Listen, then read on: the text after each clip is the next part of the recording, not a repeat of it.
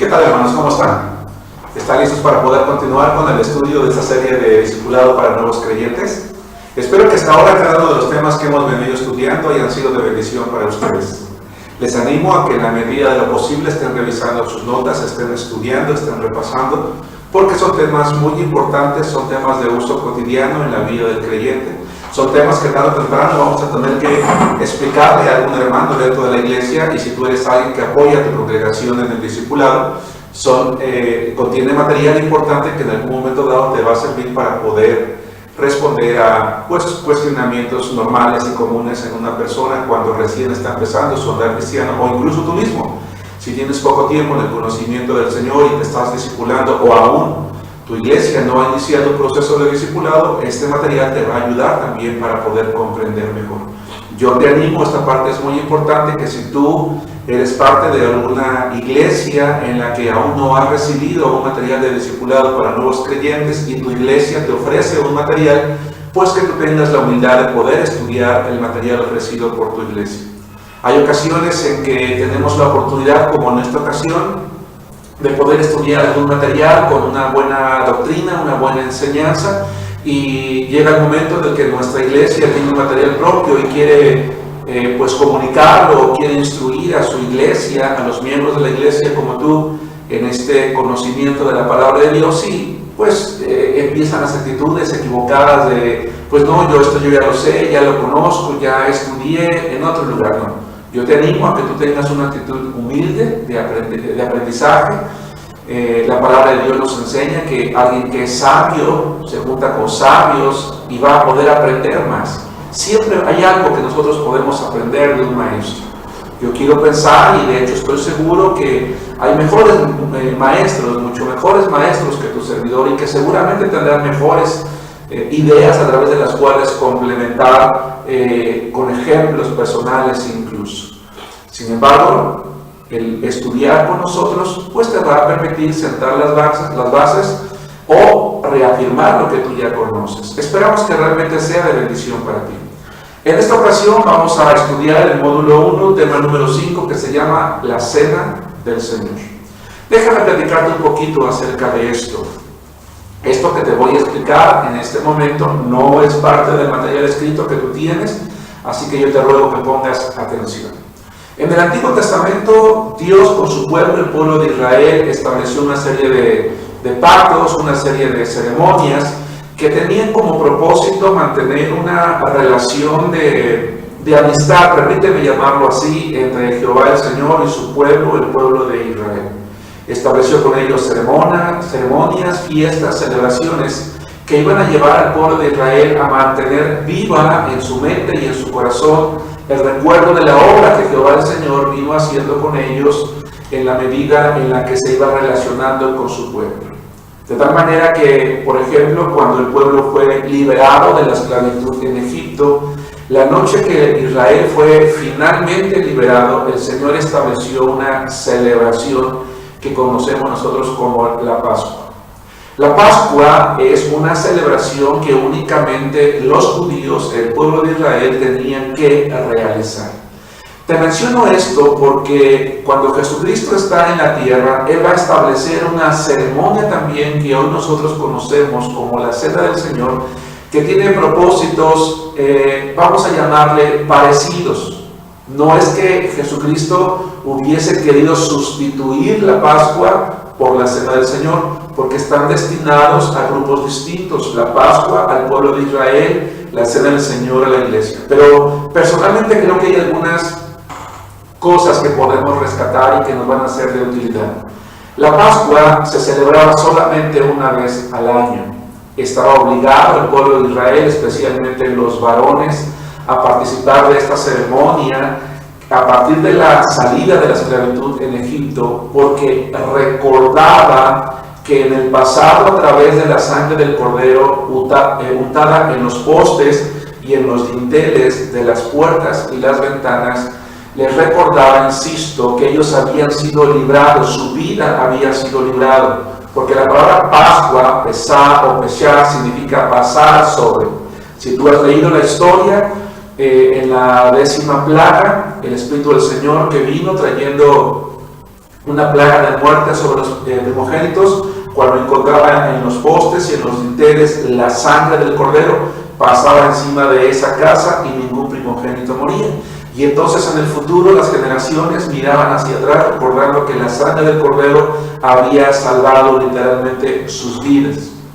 Todos estaban obligados a participar, todos, especialmente los varones, como jefes de la casa, como jefes de familia, aunque de hecho tenía que celebrarse en familia, toda la familia tenía que participar, tenía que comerse. Un aspecto más es que en la Pascua no podía participar ningún esclavo, ningún extranjero, ninguna persona extraña. Eso únicamente era como una comunión cerrada en la que únicamente los miembros de esa familia, y entiéndase los judíos, parte del pueblo de Israel, son los que podían comer. Se celebraba una vez al año, era obligatoria, era una comunión cerrada en que solamente el judío podía participar. Llámese el esclavo, el extranjero que vivía en la casa o en la ciudad, ellos no podían participar, estaba prohibido para que ellos lo comieran. Sin embargo, sí existía la posibilidad de que ellos pudieran participar, y provenía del hecho de que el judío, al comer la Pascua, se recordaba precisamente la obra de Jehová el Señor al liberarlos de la esclavitud en Egipto, y tener ese gozo y esa alegría en su corazón de saber que ellos dependían de un Dios que es poderoso. Y entonces ese esclavo y ese extranjero preguntaba: oye, ¿qué estás haciendo? ¿Qué significa? ¿Qué simboliza esto que tú estás practicando? Y entonces el judío le comunicaba con gozo, con alegría, con confianza acerca de su fe en un Dios vivo, en un Dios real. De tal manera lo hacía que el extranjero o el siervo decía: oye, yo también quiero, a mí también me gustaría celebrar a tu Dios, me gustaría poder tener un Dios como el tuyo. Y entonces ese extranjero, ese esclavo, se convertía, en este caso, al judaísmo, y una vez que él se convertía, entonces podía celebrar también o podía participar de la Pascua. En aquella ocasión ellos sacrificaban el cordero, comían hierbas amargas, pan sin levadura, porque en la Biblia, lo voy a mencionar incluso un poquito más al rato, la levadura es símbolo del pecado. Y es una celebración que el pueblo de Israel tenía muy bonita, o tiene de hecho hasta la fecha, porque la siguen celebrando. El Señor Jesucristo, vamos a ver, Él establece también una ceremonia para su iglesia, y lo hace la noche que Él es entregado. Pero vamos a analizar por partes. Módulo 1, tema número 5, la Cena del Señor. Por favor, te pido que tomes tus notas para que me vayas siguiendo. Si no las has pedido todavía, recuerda que puedes escribirme a mi correo electrónico que es german.idma@gmail.com, y con mucho gusto te vamos a mandar cada una de las 29 lecciones en PDF, con el propósito de que puedas imprimirlos y tú puedas seguirnos y no tengas que escribir demasiado. Pero si no has pedido las notas y tampoco tienes interés en ella, yo te animo que tú tomes nota entonces para tu estudio personal en el futuro. Punto número 1, ¿en qué consiste? Bueno, la Cena del Señor es una ceremonia conmemorativa. Te vas a dar cuenta en tus notas que está resaltado incluso con negrillas, en la que se recuerda que Jesucristo entregó su cuerpo y derramó su sangre por nuestros pecados. Esto es muy importante. La Cena del Señor conmemora, recuerda un evento del pasado. Vamos a verlo en un momento más. Quiero que veamos algunos detalles importantes en el Evangelio de Mateo, capítulo 26, de los versículos 26 a 29. Recuerda, hermano, que en cada lección es importante que tengas tu Biblia en la mano, que no estés únicamente observando el video, sino que tú de primera mano estés leyendo la Escritura, para que puedas identificar cuáles son los versos que nosotros estamos tomando como referencia.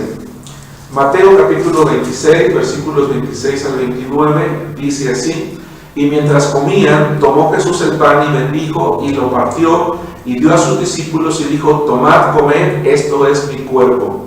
Y tomando la copa y habiendo dado gracia, les dio diciendo: bebed de ella todos, porque esto es mi sangre del nuevo pacto, que por muchos es derramada para remisión de los pecados.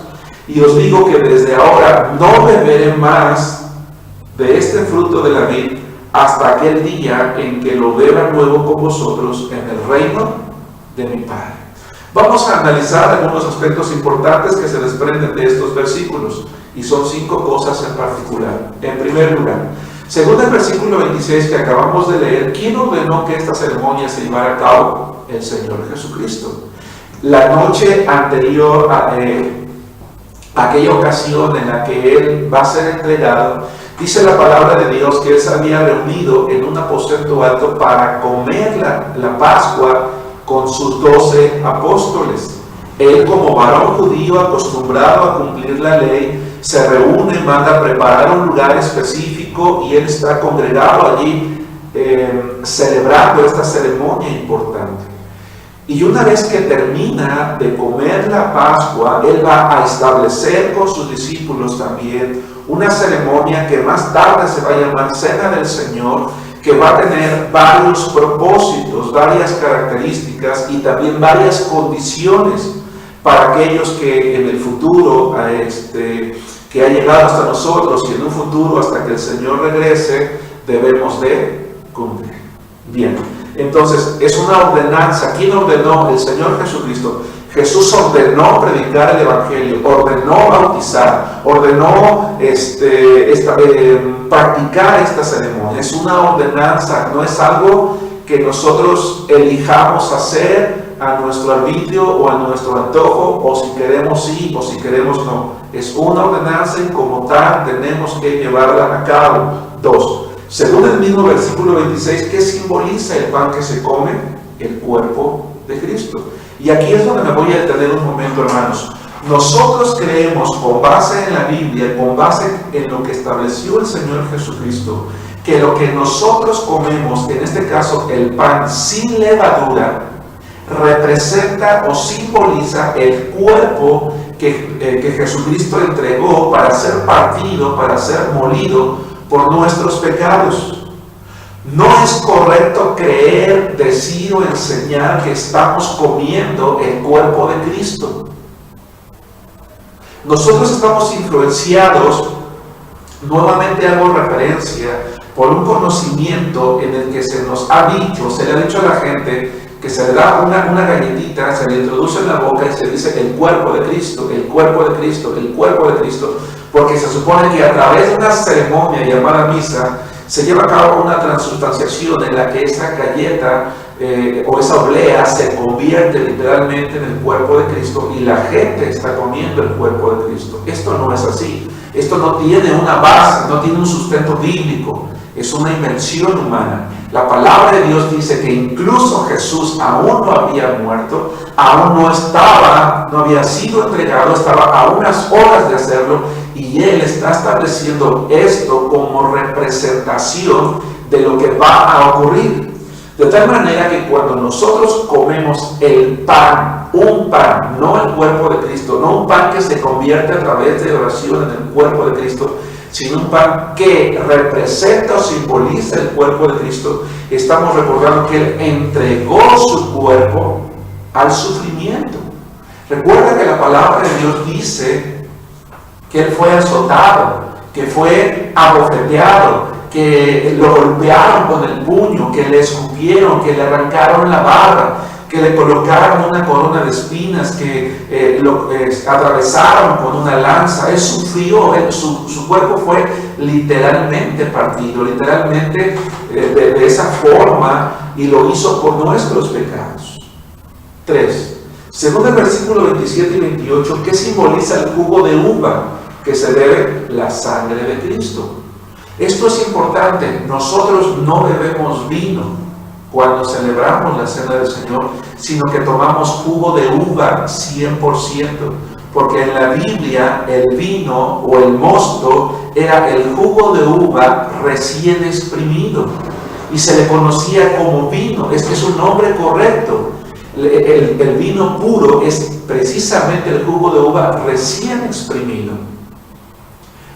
Y entonces ese jugo de uva que se tomaba o que se toma el día de hoy en una ceremonia de la Cena del Señor simboliza de nuevo, representa de nuevo conmemora la sangre que Jesucristo derramó en la cruz del Calvario por cada uno de nosotros. No comemos el cuerpo de Cristo, no bebemos la sangre de Cristo, conmemoramos que entregó su cuerpo y derramó su sangre en propiciación, en pago por nuestros pecados. 4. Según el versículo 27 que acabamos de leer, ¿a cuántos de los miembros de la iglesia se les ordena participar de la ceremonia?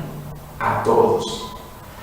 Todos los miembros de la iglesia somos instados y estamos obligados a participar con gozo, con alegría, de una ceremonia tan hermosa que trae a la memoria. Al judío la Pascua le traía a la memoria que en el pasado, gracias a la sangre del Cordero, habían sido librados de la muerte. Nosotros recordamos que gracias a la sangre del Cordero Jesucristo, porque Él es el Cordero de Dios, según el Evangelio de Juan capítulo 1, que quita el pecado del mundo, nosotros recordamos que en el pasado derramó su sangre para que nosotros tuviésemos vida. El judío vida física y nosotros vida espiritual, vida eterna. Conmemoramos cada que celebramos la cena del Señor que nuestro Salvador nos ofrece vida eterna porque entregó su cuerpo y su sangre en sacrificio por nosotros. Todos los miembros de la iglesia estamos obligados a participar de ello. 5. ¿Qué prometió el Señor Jesús a la iglesia en el versículo 29? Que un día la beberá de nuevo en el reino de su Padre. Es hermoso lo que dice Jesús. Y no beberé más del fruto de la vid hasta que lo beba de nuevo en el reino de mi Padre. Cada que nosotros celebramos la cena del Señor, debemos de tener la alegría y el gozo que un día ya no será el pastor el que estará presidiendo la ceremonia, o un varón de la iglesia si no hay un pastor, sino el Señor Jesucristo mismo cuando estemos allá en el cielo, en la gloria de Dios, los creyentes, ¿verdad?, que hemos ido a recibir esa gloria con Jesucristo, a estar con Él, a celebrar que hemos sido llevados delante de su presencia. Y así como aquella noche del aposento alto, Jesucristo presidió delante de la iglesia que ya había formado y que estaba establecida ya en la tierra con sus apóstoles como los primeros miembros, así en el cielo un día estaremos con Él. Ahora bien, vamos a avanzar en este tema. El apóstol Juan hace mención de un detalle muy importante. Jesucristo comió la Pascua con sus 12 apóstoles porque los 12 eran judíos, pero tomó la cena del Señor únicamente con 11 de sus discípulos con quienes había formado su iglesia. Él come la Pascua con sus 12 apóstoles porque los 12 eran judíos y los 12 estaban obligados a participar. Pero cuando va a establecer la cena del Señor, únicamente la come con 11. Quiero que observes lo que el Evangelio de Juan, capítulo 13, versículo 27, nos enseña. Vamos al Evangelio de Juan, por favor, capítulo 13, versículos 27 al 30. Nota que estando en el aposento alto está el Señor con su iglesia congregada. Nadie más está allí, únicamente aquellos varones. Juan capítulo 13, versículos 27 al 30. Dice la palabra de Dios así: y después del bocado, Satanás entró en él. Está hablando de Judas. Entonces Jesús le dijo: lo que vas a hacer, hazlo más pronto. Pero ninguno de los que estaban a la mesa entendió por qué le dijo esto. Porque algunos pensaban, puesto que Judas tenía la bolsa, que Jesús le decía: compra lo que necesitamos para la fiesta, o que diese algo a los pobres. Cuando él pues hubo tomado el bocado, luego salió y era ya de noche. ¿Qué le ordenó el Señor Jesucristo a Judas después de terminar la Pascua? Que saliera. Jesús, quien sabía quién le había de entregar, sabiendo que su hora está cercana, sabiendo lo que se ha desarrollado, a dónde le ha llevado la visión a este hombre llamado Judas, le dice que lo que va a hacer, lo haga pronto. Entre comillas, hermano, Jesucristo no eligió a Judas para ser el traidor. Jesucristo eligió a 12 hombres para que estuviesen con él como apóstoles. A todos los amó de la misma forma y los instruyó de la misma forma. Judas eligió ser el traidor porque vio en Jesucristo un buen negocio. Extraía el dinero de la bolsa, robaba, buscaba ganancias, las ganancias deshonestas, y entonces Satanás encontró que él era la persona apropiada para usarlo, para traicionar a Jesucristo. Pero continuemos con nuestro tema del día de hoy, que es la Cena del Señor. ¿Cómo nos preparamos? ¿Sabías que la palabra de Dios dice que tenemos que prepararnos para comer la Cena del Señor? Déjame decirte una cosa, si tú tienes las notas, quiero que observes el recuadro izquierdo. ¿Sabías que en la Biblia la levadura es símbolo del pecado? Por eso el pan que se usa en la Cena del Señor no la debe de contener. Eso es algo muy importante. El pan que se come en la Cena del Señor debe ser sin levadura. Será una bendición para ti, hermano o hermana, obedecer este mandato de Cristo una vez que te hayas bautizado, porque las personas que participamos de la Cena del Señor somos los miembros de la iglesia. ¿Y qué nos une a una iglesia? El bautismo. El tema anterior, si tú no lo has tomado, te pido que lo tomes.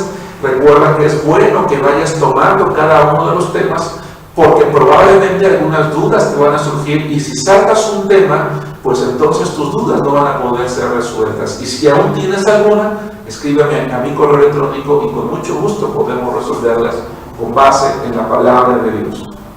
Entonces, los que somos miembros de la iglesia somos los que participamos. ¿Cómo nos preparamos? Bueno, escucha, la Cena del Señor es ordenada por Él, por Jesucristo. Así que debemos estar atentos para participar cuando la iglesia lo determine. El no hacerlo es pecar. Cuando tu iglesia informa, hermanos, les avisamos que el próximo domingo, en 15 días, en 2 semanas, en un mes, vamos a tomar la Cena del Señor. Debes estar al pendiente para que tú participes allí en tu iglesia, porque si no lo haces, vas a estar desobedeciendo el mandato de Cristo Jesús. Vamos a considerar algunos aspectos importantes para obedecer este mandato, y la palabra de Dios en 1 Corintios capítulo 11, versículos 23 a 31 nos instruye lo siguiente. 1 Corintios capítulo 11, versículos 23 al 31. Vamos a aprender varios aspectos muy importantes. Vale la pena que leamos la porción completa. Si me lo permites, sígueme allí en tu hogar o donde te encuentres tomando este estudio. Porque yo recibí del Señor lo que también os he enseñado, que el Señor Jesús, la noche que fue entregado, tomó pan, y habiendo dado gracias, lo partió y dijo: tomad, comed, esto es mi cuerpo, que por vosotros es partido, haced esto en memoria. Yo dije en el punto número 1 que conmemoran en memoria de mí. Asimismo tomó también la copa después de haber cenado, diciendo: esta copa es el nuevo pacto en mi sangre, haced esto todas las veces que la bebieres en memoria de mí. Así pues, todas las veces que comieres este pan y bebieres esta copa, la muerte del Señor anunciáis hasta que Él venga. De manera que cualquiera que comiere este pan o bebiere esta copa del Señor indignamente, escucha esto, hermano, pon atención, será culpado del cuerpo y de la sangre del Señor. Por tanto, pruébese cada uno a sí mismo y coma así del pan y beba de la copa. Porque el que come y bebe indignamente sin discernir el cuerpo del Señor, juicio come y bebe para sí. Por lo cual hay muchos enfermos y debilitados entre vosotros, y muchos duermen. Si pues nos examinásemos a nosotros mismos, no seríamos juzgados. Vamos a analizar, hermanos, 5 cosas en este punto 2 que se llama, que es muy importante, cómo nos preparamos. 1. ¿Qué hacía Pablo en cada iglesia con el tema de la Cena del Señor? Enseñaba. Pablo estaba determinado a que todas las iglesias que surgieran en el ministerio hermoso que él llevó a cabo por casi 2 décadas, estuvieran bien informadas, bien enseñadas, bien instruidas respecto a lo que implicaba el seguir a Cristo y en este caso la práctica de la cena del Señor. 2. Vamos a responder a la siguiente pregunta. Según el versículo 26, ¿qué hacemos simbólicamente al participar de la cena del Señor? Esto es muy importante. La muerte del Señor anunciamos hasta que Él venga. El versículo 26 no es el propósito de esta serie de clases. Si te gustaría aquí estudiar de manera más profunda la Biblia, en nuestra iglesia tenemos un seminario. Es el Seminario Teológico Bautista Latinoamericano. Está ubicado en nuestras instalaciones y tenemos clases presenciales los lunes, los martes y los jueves, y también tenemos una modalidad a distancia a través del audio. Tú puedes prepararte bíblicamente de manera con una sana doctrina en nuestro seminario. Entra a nuestra página web y allí vas a encontrar el link. Es http://iglesiabautistarenal.mex.tl o directamente a seminariobautistarenal.mex.tl y allí puedes encontrar nuestro plan académico. Y es que te lo menciono porque cuando estudiamos la primera epístola de Pablo a los Corintios, en el capítulo 26, en el idioma griego que fue escrito en el idioma original, dice, lo voy a leer literalmente como está aquí, me voy a detener en un momento que dice: así pues, todas las veces que comieres este pan y bebieres esta copa, la muerte del Señor, anunciáis. Y en griego, la palabra anunciar significa anunciar algo con solemnidad. ¿Qué es algo solemne? Es algo respetuoso. Porque cuando celebramos la cena del Señor, estamos en una ceremonia solemne. ¿Por qué? Pues porque estamos recordando que nuestro Señor Jesucristo sufrió. Ahora, lo recordamos con gozo porque gracias a ese sacrificio nosotros tenemos vida eterna. Pero es una celebración en la que queda a un lado el escándalo, el ruido. No es que no haya alegría, la hay. En la iglesia del Señor debe de haber gozo, sino que solemnidad implica recordar, tener en la mente, implica con respeto. La cena del Señor debe ser una ceremonia hermosa, respetuosa, en la medida en la que el pan, la pieza de pan sin levadura, va pasando a cada una de las filas de la iglesia y uno va tomando un trozo. En ese momento uno recuerda: mi Señor fue entregado, su cuerpo fue partido por mí. Y cuando tú tomas ese trozo, te estás identificando, como lo vamos a ver en un momento más, con ese cuerpo. ¿Sí te das cuenta? 3. ¿Qué advertencia recibe la iglesia en el versículo 27? Si se bebe indignamente, seremos culpables de menospreciar la obra de Cristo en la cruz. Vamos a detenernos aquí un poquito, hermanos, de manera que cualquiera que comiere este pan o bebiere esta copa del Señor indignamente será culpado del cuerpo y de la sangre del Señor. ¿Qué significa esto, hermanos? Bueno, algo muy serio, muy delicado. En el tema de la salvación, hermanos, dejamos establecido algo: la salvación es eterna, la salvación no se pierde jamás.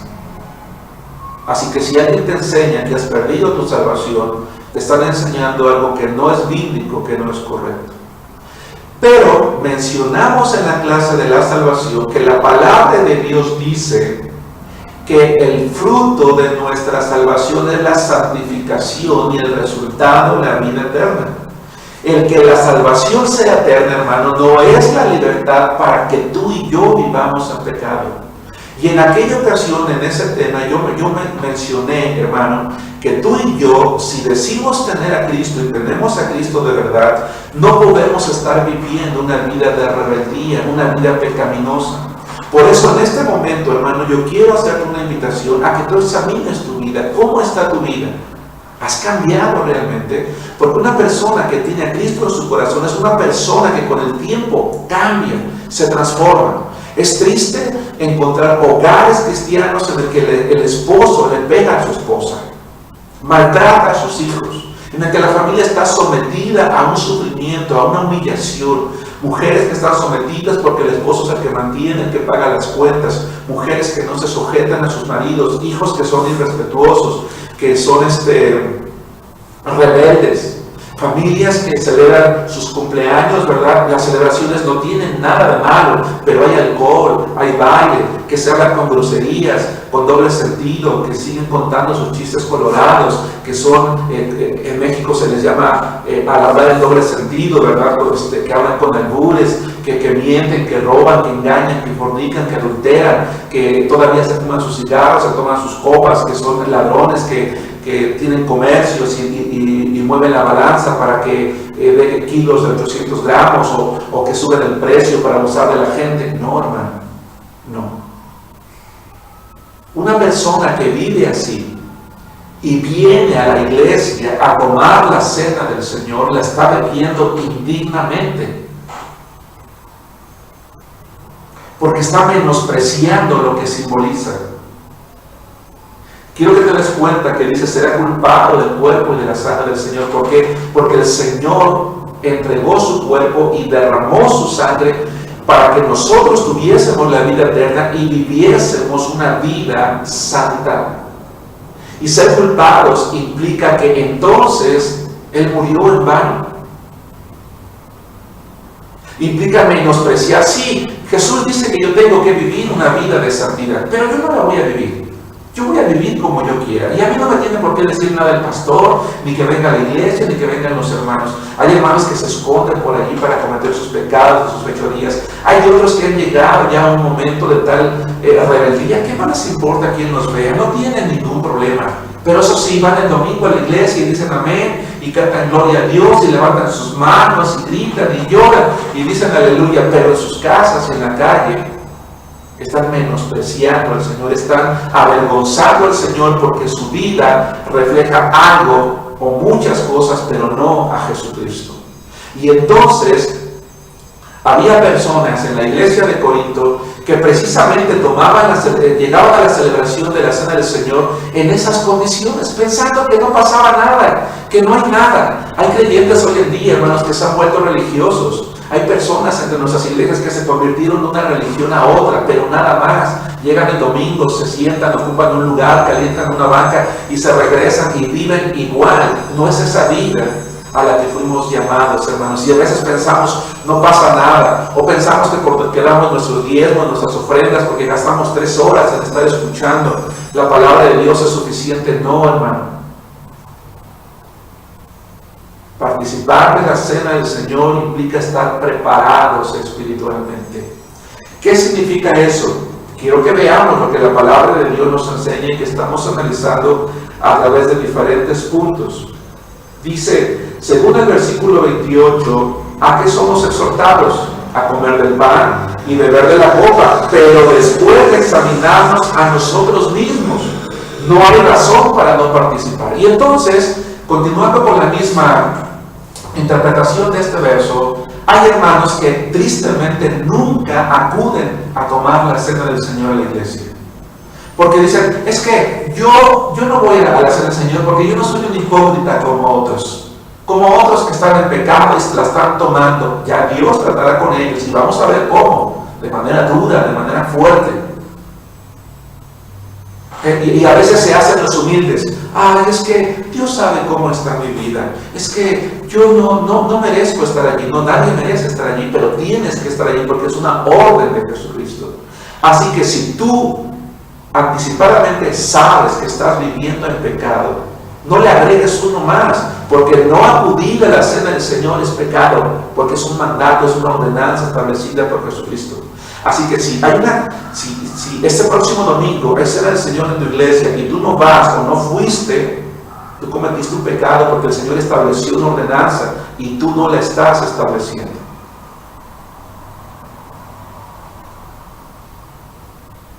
Jesús quiere que tú no la tomes, Él quiere que la tomes. Y entonces dice, examínate a ti mismo para no ser juzgado. Si yo estoy consciente de que he pecado, entonces tengo que hacer una cosa. Tengo que ponerme a cuentas con Dios, tengo que pedirle perdón al Señor y tengo que romper con el pecado y al pedirle perdón a Dios y al tomar la decisión de romper con el pecado, entonces yo puedo ir delante de la iglesia para delante del Señor para participar de esa ceremonia. Participar indignamente significa estar viviendo una vida desordenada y no mostrar arrepentimiento por ello. ¿Qué tenemos que hacer entonces? Examinar nuestra vida y pedir perdón a Dios en oración antes de participar de la ceremonia. Hay jovencitos en la iglesia que están en yugo desigual, que están con un chico, con una novia incrédula, con un novio incrédulo, están teniendo relaciones sexuales ilícitas, fuman, beben, se embriagan, se emborrachan, hacen trampa en sus exámenes en la escuela, pero eso sí vienen a la iglesia y están participando de la cena del Señor, están tocando un instrumento en la iglesia y dicen, bueno Señor, hoy hay ceremonia, el Señor perdóname mis pecados, me arrepiento de mis pecados, y el Señor los perdona, pero toman la cena del Señor y al siguiente día están con el novio, con la novia, con el cigarro. No, eso no es arrepentirse, porque arrepentimiento es un cambio de mente. Arrepentirse es abandonar el pecado, es sentir carga en el corazón y decir, Señor, yo venía haciendo esto, pero no lo voy a hacer más, porque yo quiero vivir la vida que tú quieres que yo viva delante de tu presencia. ¿Qué ocurría en la iglesia en Corinto con aquellos que previamente no se arrepentían de sus pecados ante Dios? Según el versículo 30, había muchos enfermos y debilitados y muchos duermen. En griego la palabra duermen es la palabra griega koimao, K-O-I-M-A-O, koimao, y significa muerte. Sí, hermano, la Biblia nos enseña que en la iglesia de Corinto los hermanos tomaban tan a la ligera la celebración de la cena del Señor, que llegó un momento en el que el Señor decidió castigar a todos aquellos que llegaban a la iglesia menospreciando el cuerpo y la sangre de Cristo Jesús una y otra y otra y otra vez. Y llegó entonces el momento en el que dice la palabra de Dios que muchos estaban enfermos, que muchos estaban debilitados y que muchos habían muerto. Dios disciplina, Dios castiga el pecado. Hermano, si tú estás viviendo una vida de rebelión, una vida de pecado, arrepiéntete de tus pecados, vuélvete al Señor antes de que Él te discipline, te castigue. Porque Él, como el Padre al Hijo que quiere, según el libro de Hebreos capítulo 12, nos disciplina y castiga a todos aquellos que reciben por hijos. Este pasaje que te voy a dar no está en las notas que recibiste. Por favor, acompáñame a Hechos capítulo 7, versículo 60. Si tú retrocedes a Hechos capítulo 7, versículo 60, vas a encontrar uno de muchos pasajes en la Biblia en los cuales se utiliza la misma palabra dormir cuando se refiere a un cristiano. Hechos 7, 60, la palabra de Dios. Perdón, estoy en el Evangelio de Juan. Dame unos segundos para poder ubicar el versículo. Y puesto de rodillas, se refiere a un hombre llamado Esteban, clamó a gran voz, Señor, no les tomes en cuenta este pecado, y habiendo dicho esto, durmió. Es la misma palabra koimao que está en 1 Corintios capítulo 11, versículo 30, que significa morir. Ahora, normalmente en el Nuevo Testamento, cuando se habla de la muerte de un cristiano, se utiliza la palabra dormir por una razón muy hermosa. Porque así como tú te duermes en la noche cuando vas a tu cama para descansar, con la esperanza de que al siguiente día te vas a levantar de nuevo, así el cristiano cuando muere, sabe que él solamente va a cerrar sus ojos para ir delante de Dios, para ir a ver la gloria de Dios y estar allí por siempre.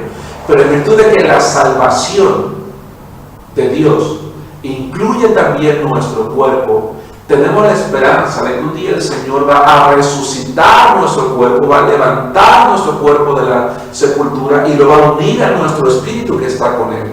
Y entonces dice la palabra de Dios, por eso dice que muchos duermen. ¿Por qué? Porque aún había la esperanza de la resurrección. Estos creyentes en Corinto que vivían en pecado son muertos a causa de su pecado. pero tenían la esperanza de la resurrección. ¿Por qué? Porque la salvación que el Señor nos ha dado es eterna. Muchos por enfermedades decían, es que hay muchos enfermos en la iglesia, si es como una epidemia, es que me contagiaron. No, estaban siendo castigados por sus pecados, y muchas veces eso puede pasar en nuestras congregaciones, en nuestra iglesia, en tu vida, y por supuesto también en la mía. Yo mismo como pastor debo vivir una vida de obediencia delante de Dios.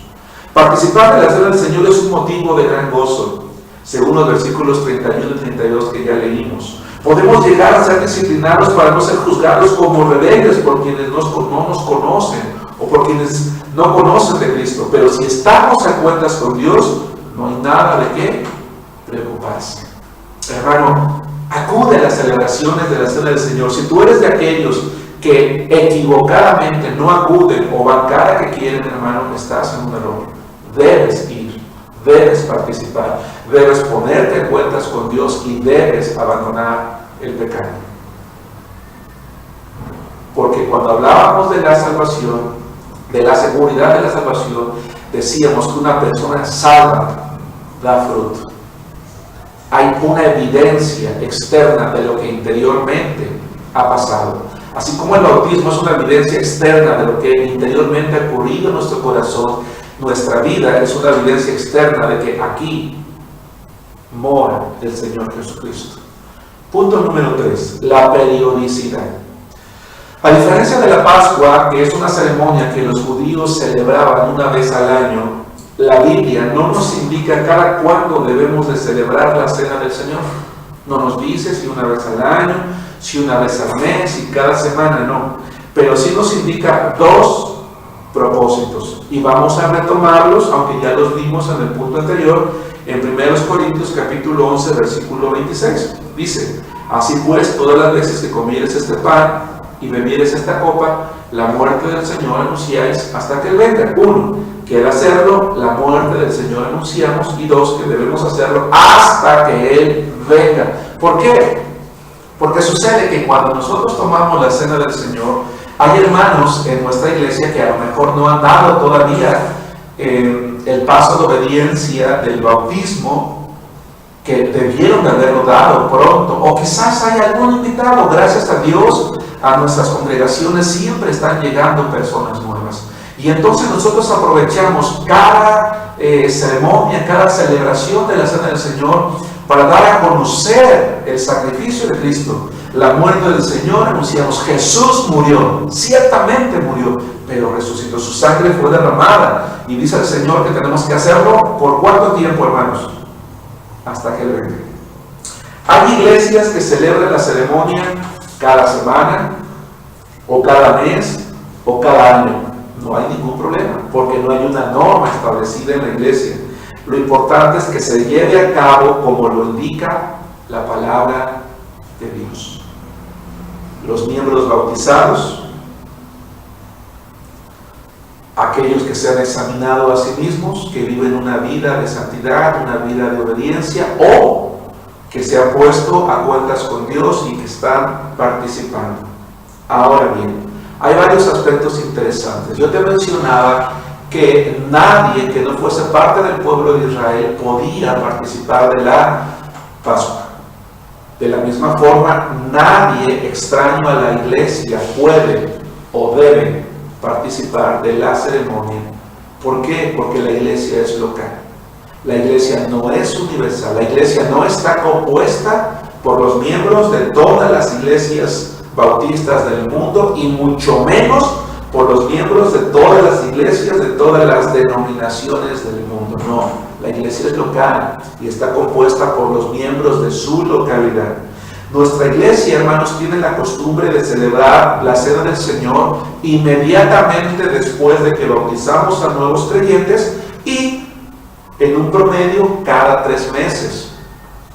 Eso significa que habitualmente 4 veces al año la tomamos, aunque honestamente hay ocasiones en que lo hacemos solamente un par de veces al año. Recuerda, hermano, que la periodicidad no está marcada en la Biblia.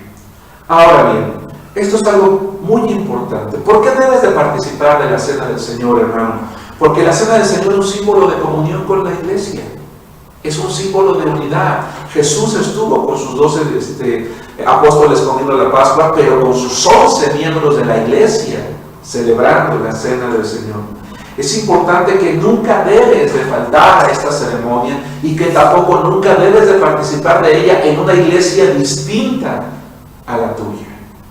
Hay iglesias que tienen la costumbre de que si hay algún invitado, alguna persona nueva, con el simple hecho de que diga que es cristiana y que es bautizada, sin importar de qué iglesia o qué denominación viene, el pastor le dice: hermano, amén, gloria a Dios, aleluya, que tenemos aquí un creyente invitado. Pasen el pan y la copa. Sé de iglesias cuyos pastores han dicho: hermanos, tenemos invitados, denle prioridad a los invitados. Y si alguien de la iglesia no alcanza, no importa, que nuestro invitado participe. Hermano, esto no es correcto. No es correcto por varias razones. Primero que nada, porque la iglesia es local. En segundo lugar, porque no todos somos parte del cuerpo de Cristo. Erróneamente hay iglesias que, interpretando mal la palabra de Dios, dicen que la iglesia es una. No es así. Hay quien dice: ¿acaso está dividido Cristo? No, hermano, Cristo no está dividido, como la iglesia tampoco. Pero nosotros no podemos tomar la cena del Señor con personas que no conocemos, que no sabemos su testimonio y no sabemos si vienen de una iglesia en la que enseñan una mala doctrina. ¿Qué tal si es un hermano que fue expulsado de su iglesia? Es un hermano rebelde. Es un hermano que no vive la vida cristiana, que está contaminando su propia iglesia y viene a la nuestra y sin más ni más, sin ningún miramiento, le ofrecemos la cena del Señor. Es incorrecto. Y aun cuando fuese el mejor cristiano de su iglesia, no puede ni debe de tomar la cena, porque él debe de tomarla en su iglesia local. Hoy en día, lamentablemente, con el afán de unir a las iglesias, a las denominaciones, se han establecido 3 prácticas, de las cuales solo una es correcta para celebrar la ceremonia de la cena del Señor. Y hablamos de la comunión abierta, en la que si tú llegas a una iglesia, sin importar la denominación y el lugar, y no importa quién seas, con que digas que eres creyente y bautizado, te toman, te hacen participar de la cena del Señor. Esa es la comunión abierta. Eso no es correcto, no es bíblico. La comunión semiabierta es aquella que se toma con personas de la misma denominación o con personas que se conocen. Esto también es incorrecto. Recuerda, la iglesia es local y cada creyente debe de participar de la ceremonia en la iglesia de su localidad. En su iglesia local, perdón. En su iglesia local. Y una tercera es la comunión cerrada. Y la comunión cerrada es aquella iglesia que sabe que la iglesia es local, que está compuesta por los miembros que son bautizados en esa, que son miembros de la iglesia, que tienen comunión con la iglesia y ellos toman en comunión cerrada la cena del Señor. ¿Sabes una cosa? Tomar la cena del Señor es símbolo de comunión con Dios como iglesia. Hay hermanos que no asisten a la iglesia, que van cada que quieren, cada que se les antoja, pero eso sí, no faltan a la ceremonia de la cena del Señor porque piensan que eso es bueno y es suficiente para ellos. No, ellos han pecado faltando a la iglesia, porque faltar a la iglesia es un pecado. El Señor mandó congregarse y no hacerlo es un pecado. Y si ese hermano no se ha congregado a la iglesia, tiene que pedirle perdón a Dios. Puede participar, por supuesto, de la ceremonia, pero significa que una vez que ha participado, toma la decisión de ya no faltar. Comunión abierta, participación a cualquier persona. Esto no es bíblico. Semiabierta, personas conocidas, tampoco. Comunión cerrada, sí, con los miembros de la iglesia local. Hermano, la cena del Señor no es una celebración más.